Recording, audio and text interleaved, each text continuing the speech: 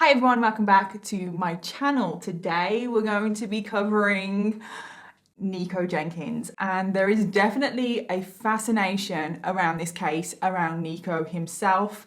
Like, you only have to type his name into YouTube and like the first thing that comes up is this 3-minute news clip that has 54 million views. Like 54 million, what? I mean, there are a lot of shocking things that happen in this case that grab people's attention, so I can understand why there is a fascination around this case. I mean, he definitely has what you would call a unique appearance. Also, the events that happen in this case, I mean, there's human sacrifice to an Egyptian god, and there is self-mutilation in a body part that you do not want to think about mutilating. I mean, you don't want to think about mutilating anywhere, but so there are a lot of things that grab people's attention in this case. However, there is so much misinformation surrounding this case, surrounding Nikko Jenkins. Because when I first heard of the Nikko Jenkins case, I was like, whoa, that is an interesting case. I definitely want to do that in my true crime and makeup videos. So when I actually started to do the research myself and I started digging, I was like, why wasn't that covered in that video? Why did no one talk about that? And then I did some more digging and I was like, okay, so why did no one talk about that? I would definitely say that there is a very biased narrative around this story. And also I feel like a lot of the videos, a lot of the information around this case definitely make out that Nikko Jenkins was the only offender in this case, which is simply not true. It's a family affair. I swear I will start the video in a minute. But as well, this case highlights so many failures in the system, and I do not say that lightly. Wow, so please keep that in mind throughout the video. So many failures. I can't believe that it actually happened. So I just want to say thank you for your patience with this case. It definitely took a lot longer to research than I thought. I actually ended up stumbling across a 420-page Supreme Court document, which I'll leave down below if you want to read it, which was just so interesting, and I just couldn't stop reading it. And I wanted to do the proper research to bring you the actual story of Nikko Jenkins, because like I said, there's so much misinformation around this case, and I just wanted to do this case justice. So thank you for your patience. So let's jump in after that monstrous intro. So Nikko Jenkins was born on September 16th. He was a Virgo and he grew up in Omaha, Nebraska. He was actually born in Colorado, but he basically grew up in Omaha, Nebraska, to parents David McGee and Lori Jenkins. He was one of 6 siblings and he had 5 sisters. And to say that he had a troubled upbringing would definitely be an understatement. He was physically abused and he also witnessed a lot of violence and a lot of abuse himself between his parents and between different family members.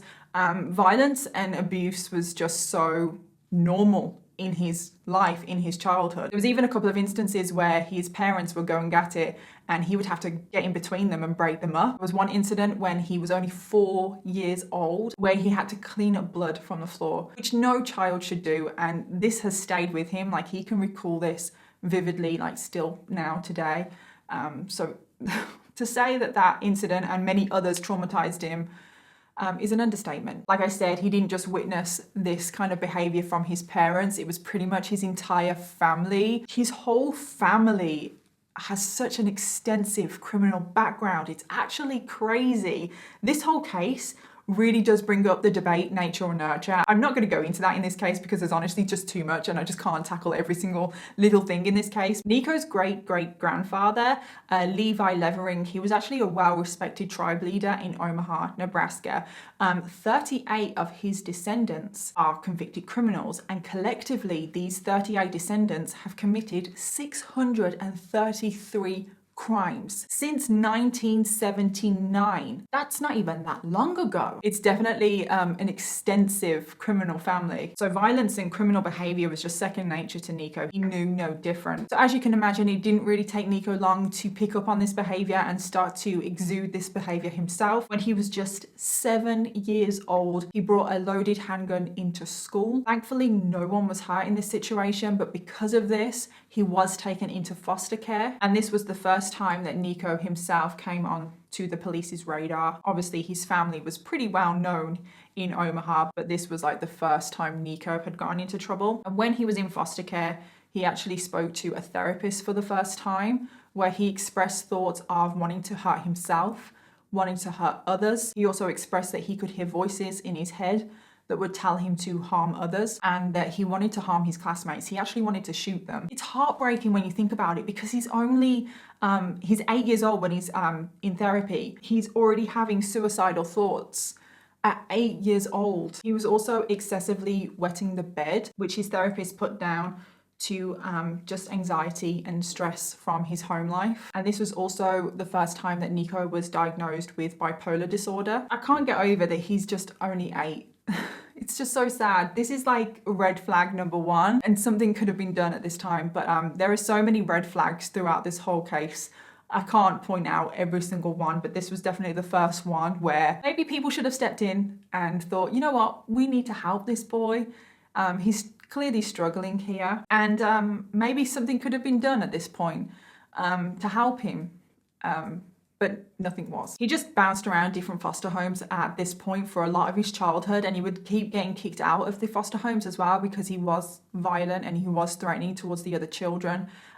He just didn't ever have any stability in his childhood, and I can't help but feel sorry for him in his childhood. He didn't really have a childhood, and when Nikko was aged 11, this is when he joined his first gang, and this is when he actually started to carry a weapon all the time. And throughout his teenage years, he was convicted of many different offences, which included arson, weapon charges, and robbery. And because of this, he was just in and out of juvie most of his teenage years. And then when Nikko was 17, he committed 2 armed carjackings, which resulted in him being sentenced to 14 to 15 years in prison. He first went to a youth facility first, because obviously he was still a minor. He was in the youth facility until he was around 19, and then he got transferred to an adult prison. And just like everything else in Nikko's life, his prison stay was eventful. He would take place in prison riots. He even assaulted an officer while he was out on a day leave for his grandmother's funeral. And just these incidences in prison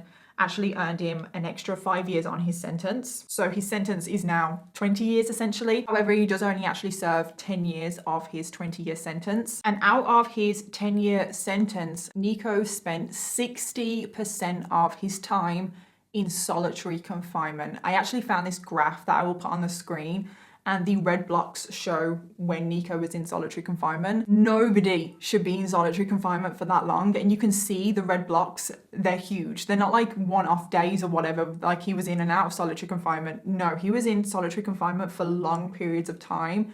And he was in solitary confinement for a 2-year solid block before he was released out into the world. And actually coming up to Nikko's release in 2013, 5 months before he was due to be released, he did undergo a psychological evaluation because Nikko was struggling with his mental health, he was struggling with anger, and he was also self-harming. He was currently on 15-minute suicide checks. He had repeatedly mutilated his face, and Nikko reported to staff that he wanted to, quote, eat the hearts of women, men, and children, end quote, when he was going to be released from prison. Nikko was also known to drink his own urine, and get ready for this. He also liked to drink and snort his own semen. Yes, ladies and gentlemen, his own semen. I have never heard of that before. I've heard of people drinking their own urine before, but never snorting and drinking their own semen. And there was a reason why he did this. The reason why Nikko said that he was doing this was that it was a form of nutritional supplementation, and that by snorting and drinking his own semen, it would increase his serotonin levels and help him manage his anger problems. I don't know, he was very angry, maybe it did help him, I don't know how that's possible, but each to their own, I guess. Nikko would also often have obsessive and racing thoughts. He was still hearing voices. He would often experience hallucinations. And he was even hearing instructions in his mind from the Egyptian god Apophis. And Apophis would instruct Nikko to harm others. But Apophis does come up again, so take note of that. I don't know much about Apophis other than the fact that he is an ancient Egyptian god and was the lord of evil and darkness. That's a good god to worship. So knowing all of this, I just can't wrap my head around this. There are so many things in this case that I just cannot wrap my head around. So knowing all of this, the authorities decide that Nikko is ready to rejoin society, and they release him in July of 2013 straight from solitary confinement. So let me just get this straight. Nikko is too dangerous to be in the main population of the prison, whether that is a danger to himself or others, whatever. He's way too dangerous. He has to be in solitary confinement. But he's going to be okay out in the world. How does that make sense? Make it make sense. It doesn't. And what makes it even worse is that Nikko was released without any parole, without any supervision. He was just let out. Make that make sense. Nikko himself even asked to not be released. He was asking for help over and over again. Did he receive help? No. Nikko even said, if you let me out, not that this is an excuse or anything, but Nikko even said himself, if you let me out, I'm going to kill someone. If you know the story of Nikko Jenkins, you obviously know that this actually did happen. So on the 30th of July, Nikko was released and his family threw him a release party at a hotel. And Nikko was given, in my opinion anyway, a very strange gift. He was given a shotgun. That's a great present for somebody who's just been released from prison. Yeah, his uncle, Warren Levering, he does come back up in the story, remember that name.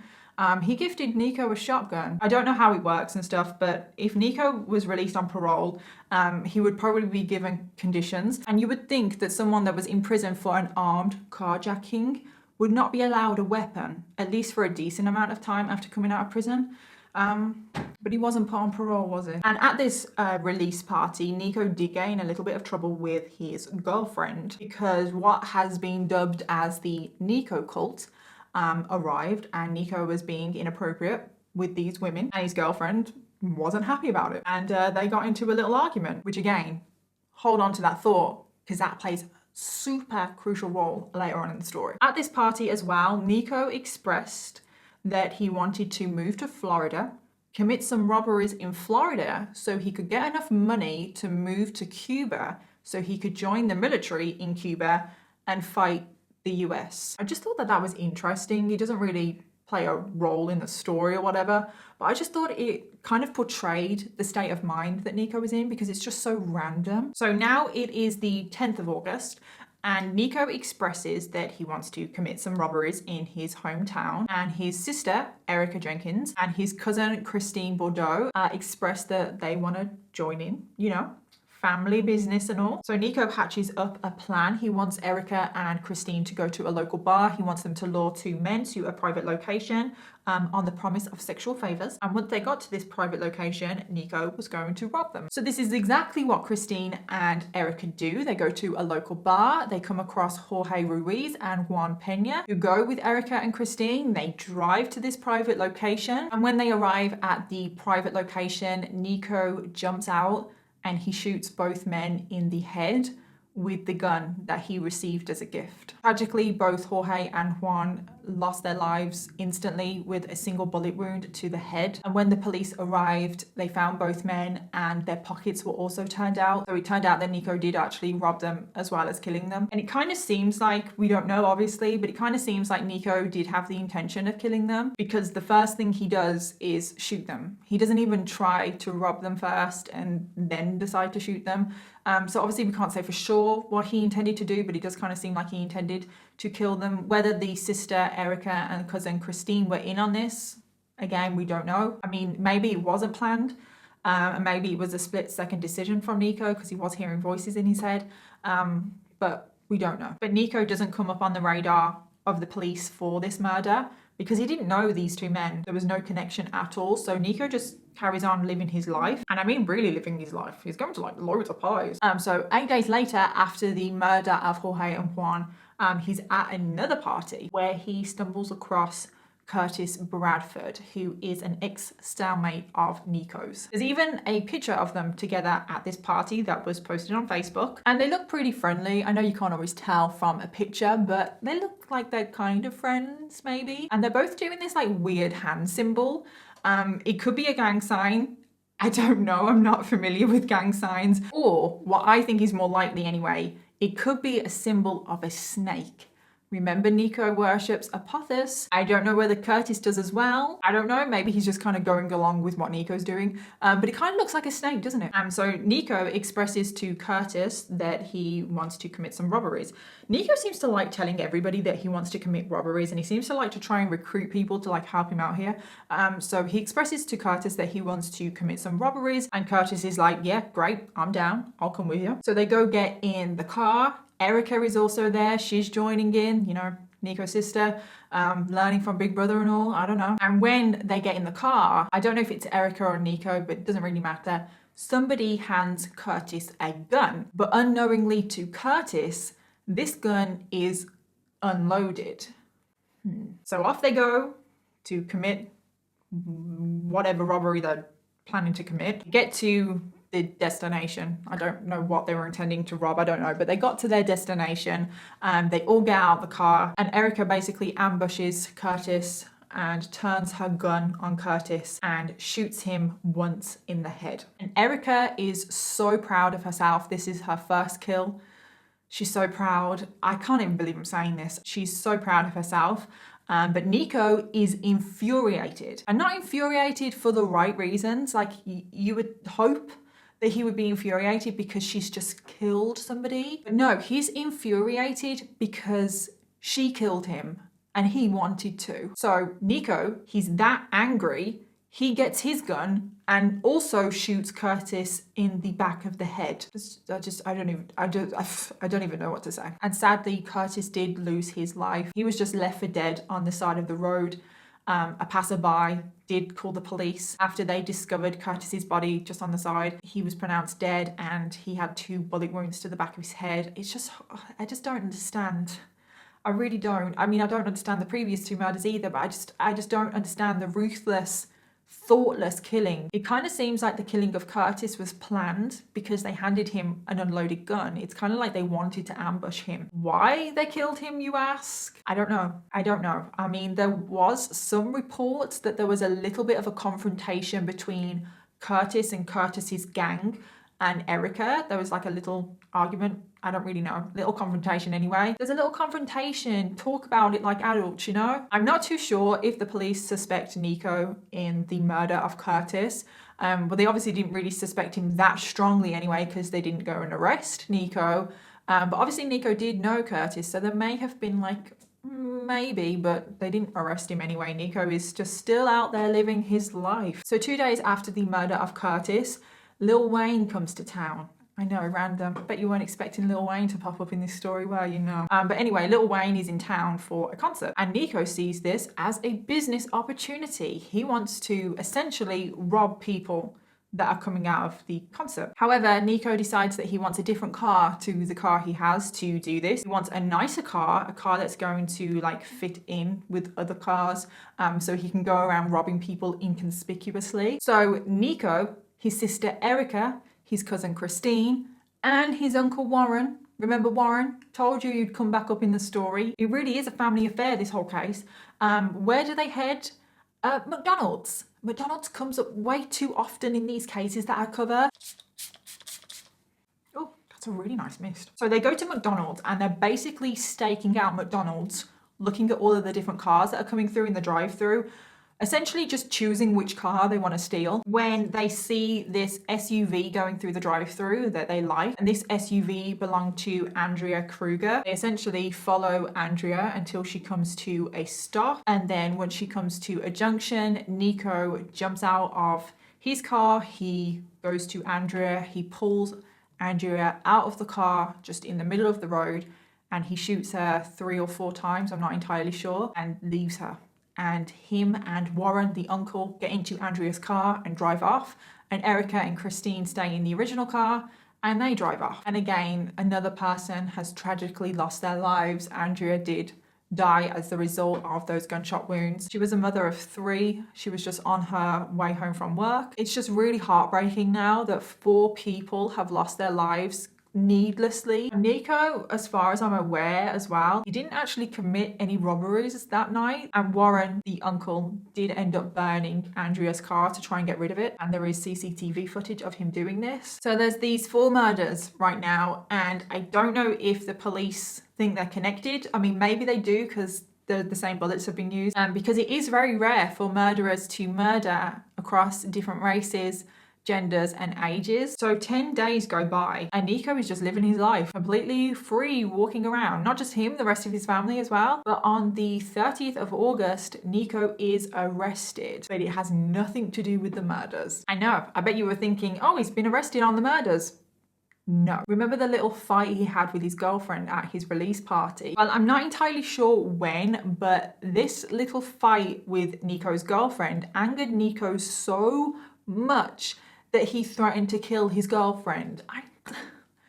You can't just go around threatening to kill people. And he also threatened to send demonic forces to his girlfriend's mom's house. He was clearly talking about Pothos here. And understandably, his girlfriend took him seriously. His girlfriend reported this because she was terrified for her life. She was terrified for her mom. And this is why the police arrested Nikko, because of these threats. However, when he's in jail, the police start to think, maybe Nikko is the one that we're looking for these 4 murders. They find CCTV footage of someone buying the exact same ammunition that was used in all 4 murders. And who was that person? I bet you're thinking Nikko Jenkins, but no, Nikko Jenkins' mom, Laurie Jenkins. Now, there isn't much information about the actual investigation process, but what I assume happened, and obviously this is just me assuming, the same ammunition was used, as far as I'm aware, in all 4 murders. So the police started to look at gun shops, wherever you buy guns or ammunition from, I don't know. But they started looking at those places and started to try and find anybody that was buying that particular ammunition. And they saw that Laurie Jenkins was buying that ammunition. And then they thought, Laurie Jenkins, well, we know her. We also know her son. We know her whole entire family. And plus, because they already had Nikko in custody for something else, it was very easy for the police to just go and question Nikko about these 4 murders. So that's what I'm assuming happened. It kind of makes sense, doesn't it? So on the 3rd of September, police go and interview Nikko about the 4 murders. This interview lasts around 8 hours. There is so much footage of the interview on YouTube. Not the full 8 hours, but there's a decent amount of footage available. And wow, does Nikko not show up? Like literally, he does not show up. My mind frame goes back. Obviously I'm schizophrenic, bipolar, sir. I don't take medication, so right now that's why I'm trying to stay. That's why I told them they need to hurry up when I'm in this mind frame. Okay. So that when I speak to you, it's clear. I am. That when I got served the search warrant, right? This was their ritual of sacrifice, and I'm gonna give you from A to Z. This is not no goose chase. This is the real deal right here, which you people signed up for. So before we get any further, though, I need to read you this rights advisory form, okay? Okay. I never knew the who, the what, the when, the where. Only thing I gave was the intelligence. After You all right? You all right, man? You all right, man? That's what I don't understand, man. Is that all I was in the restaurant corrections, man. All I wanted was help from the people, man.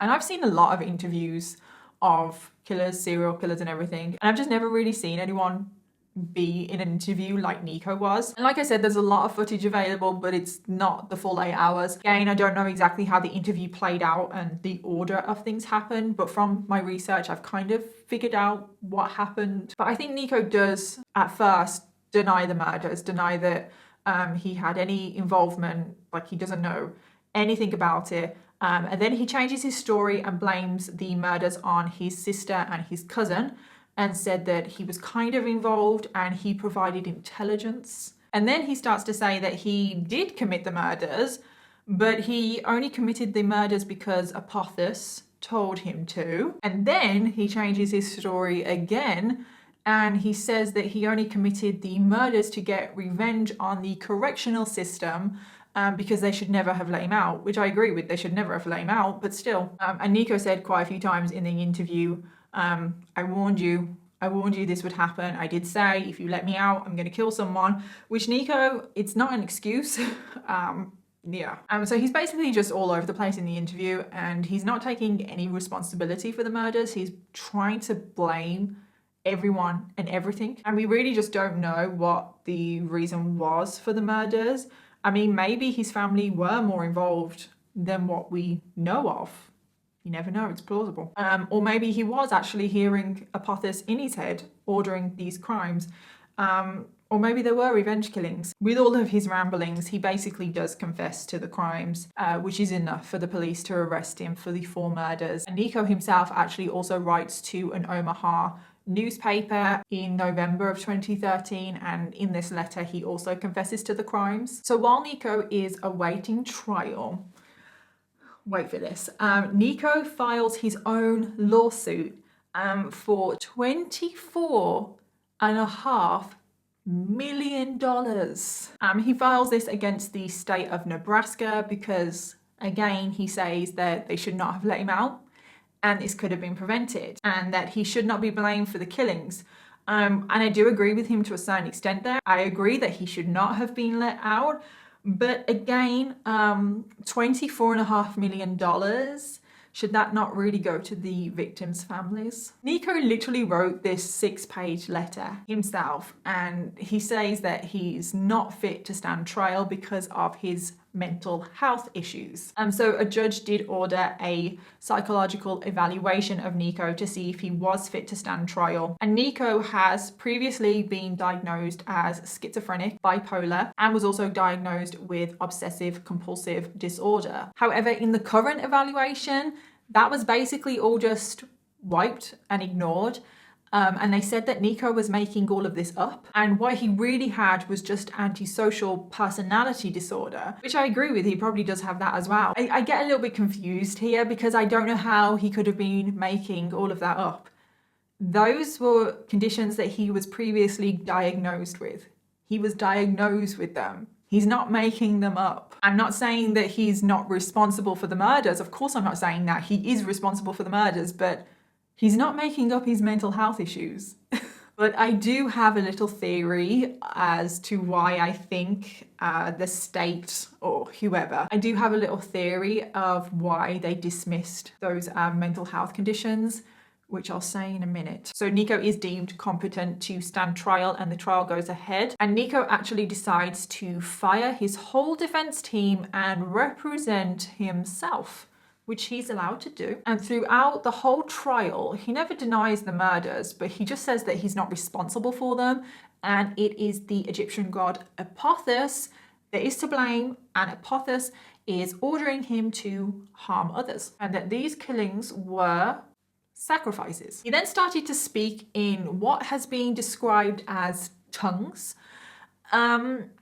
which I don't know what that is. I did try to look up. I wanted to actually see a video. I knew I wouldn't see a video of Nikko, but I actually just wanted to see a video of anybody talking in tongues, but I couldn't find one. I'm just imagining parcel tongue in my head. On the 16th of April 2014, Nikko was found guilty of all 4 murders. So now he just needs to be sentenced. However, questions about his mental health come up again and whether he is competent enough to face the death penalty. So sentencing just keeps getting pushed back. And throughout these delays, I think this is where the fascination started to come about with Nikko. This is when he started to make headlines all of the time. And I assume this is when probably most people heard about this case from what happens now. But basically he kept making headlines and there kept being delays because Nikko kept self-mutilating. Firstly, he carved 666 into his forehead, but he didn't say 666 because he did it in a mirror and he didn't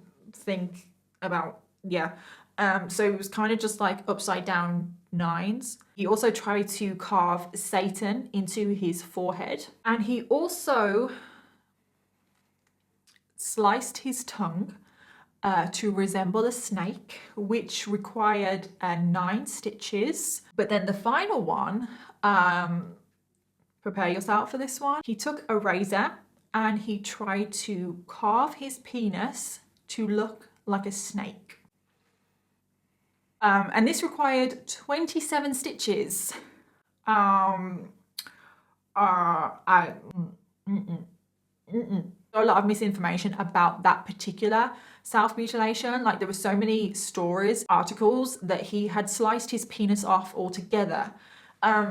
I swear the media sometimes just like to run with stuff, don't they? And it's been reported that Nikko was self-mutilating to try and look insane because he wanted to avoid the death penalty. And that could be true, of course it could be, but there's no denying that he's struggling with his mental health. I'm sorry, but there is no denying that at all. But in May 2017, yeah, there was delays for a very long time, considering he was convicted in 2014. In May 2017, he was sentenced to 450 years in prison and also for death penalties.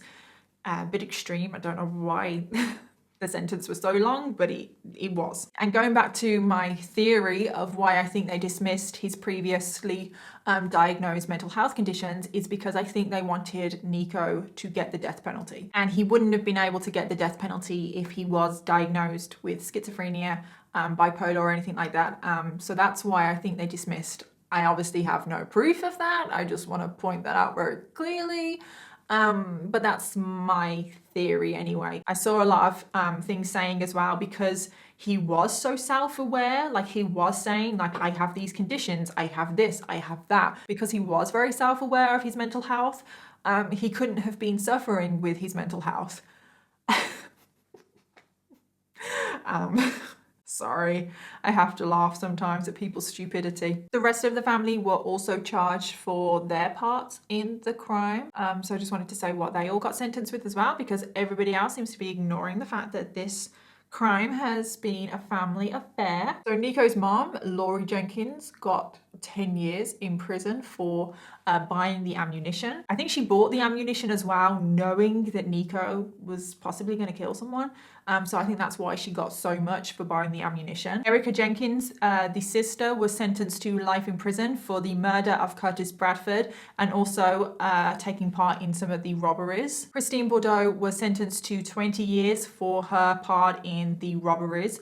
And she kind of was involved in the murders as well, but she didn't murder anyone. But she got quite a lesser sentence because she actually snitched on the rest of the family, and she provided a lot of evidence that was crucial in the conviction of the rest of the family. Interesting little fact, Christine and Erica at one point in their prison sentence were actually put in the same cell, and Erica nearly killed Christine for snitching on her.